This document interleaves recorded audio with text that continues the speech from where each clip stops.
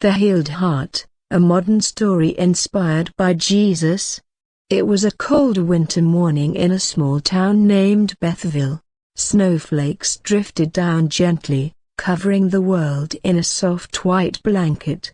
Among the early risers that day was a man named Michael. To the world, he appeared to have everything: a good job, a beautiful house, and a loving family. But behind the far section aid, Michael was struggling. His life was unraveling, and despair had taken hold of his heart. Michael's troubles began a few years earlier. His once thriving business had begun to falter, and the strain of financial loss weighed heavily on him. He blamed himself for the downturn and could not forgive himself for the mistakes he had made. This pressure had driven a wedge between him and his family. Arguments with his wife, Emily, were frequent. They had become distant, and Michael found himself withdrawing from the family he once cherished. One night, after another heated argument, Michael drove to a secluded park on the outskirts of town. Snow covered the ground, and the stillness of the place seemed to reflect the emptiness he felt within. Sitting in his car, he looked up at the sky and asked, "God, why has this happened to me? Why have you abandoned me?" His tears froze in the cold as he buried his face in his hands. He thought about his children, Lisa and James, and how he had failed them. He thought about Emily's saddened eyes and how his anger had hurt her. He was at his breaking point. Just then, an unexpected voice broke the silence. "It's never too late to change, Michael." Startled, Michael looked up and saw an old man standing outside his car. He hadn't noticed anyone approaching. The man had a kind face, with deep-set eyes that seemed to look right into Michael's soul. "Whoa, broken bar, who are you?" Michael stammered. "I'm just someone who's been sent to help," the old man replied, smiling gently. "Come, let's walk." Reluctantly, Michael got out of the car. As they walked through the snowy park, the man began to speak. "Michael, I know the pain you're going through. You feel alone, abandoned, and overwhelmed by guilt. You think that all is lost. But you must understand that God has not abandoned you. He is with you in your suffering, waiting for you to turn back to Him." Michael stopped and stared at the man. "How do you know all this? And why would God want to help someone like me? I've made too many mistakes. I've hurt the people I love. I'm not worthy of forgiveness." The old man turned to face Michael, his eyes filled with compassion.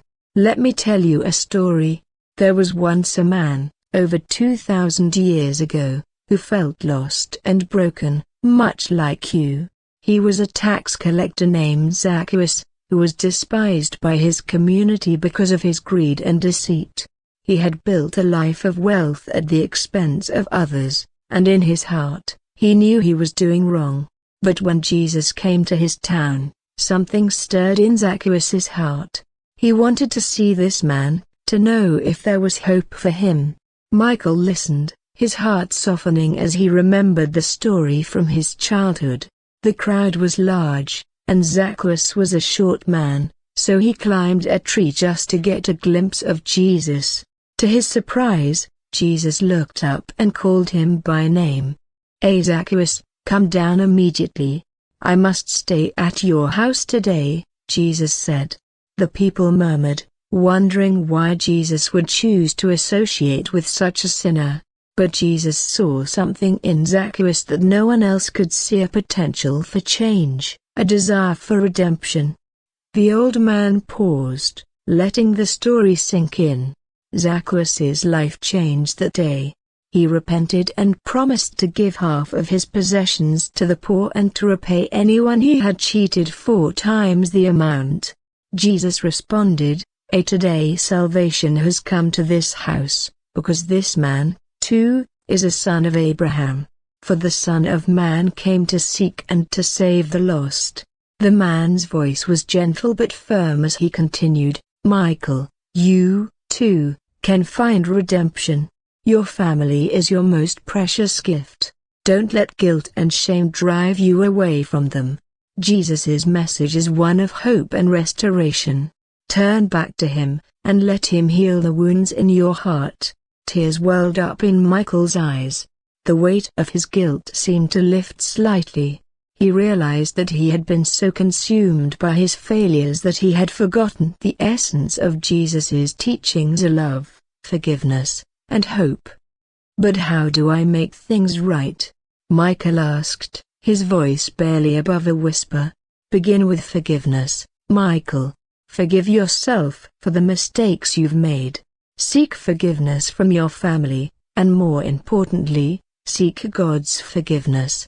Surrender your pain and pride.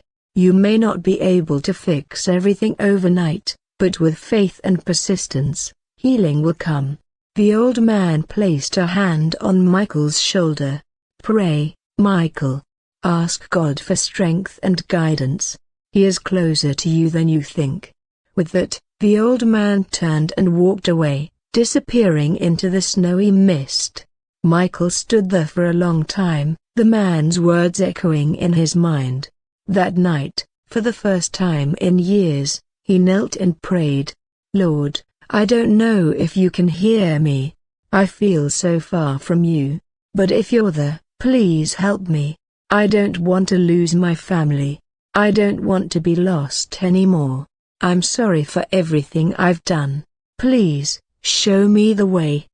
The next morning, something inside Michael felt different. There was a small glimmer of hope where despair had been. He decided to talk to Emily. He didn't know what he would say, but he knew he had to try. When he walked into the kitchen, Emily looked up, surprised to see him.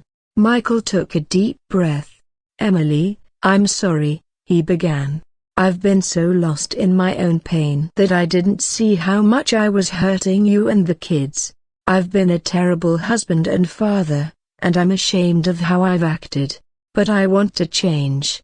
I want to be the man you fell in love with again, the father my children deserve. Can you broken bar, can you forgive me?" Tears filled Emily's eyes. She had been praying for this moment, but she never thought it would come. "Michael, I've been so worried about you.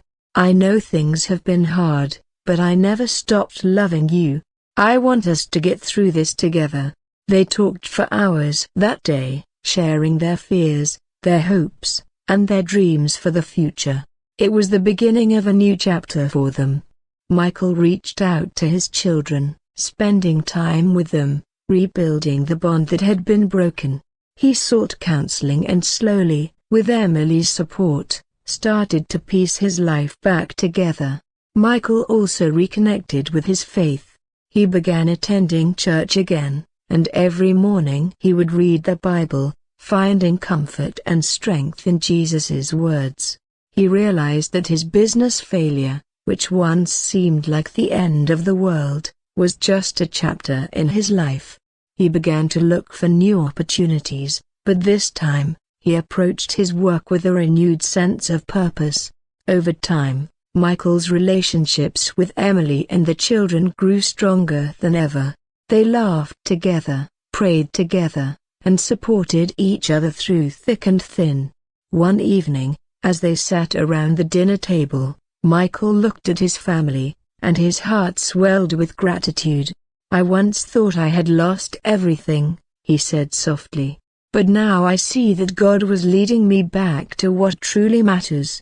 Emily reached out and squeezed his hand. "You were never lost, Michael. You just needed to find your way back." As the months passed, Michael's newfound faith and strength became a source of inspiration for others in the community. He began sharing his story, not of success, but of redemption and the power of forgiveness. He spoke about how Jesus' message had transformed his life and saved his family. And whenever someone asked how he had turned his life around, Michael would smile and say, "It all started with a prayer on a snowy night and a reminder that no one is ever too lost for God's love." This modern retelling of a struggle similar to Zacchaeus' story shows how faith and Jesus' teachings can bring healing and transformation to the most challenging situations.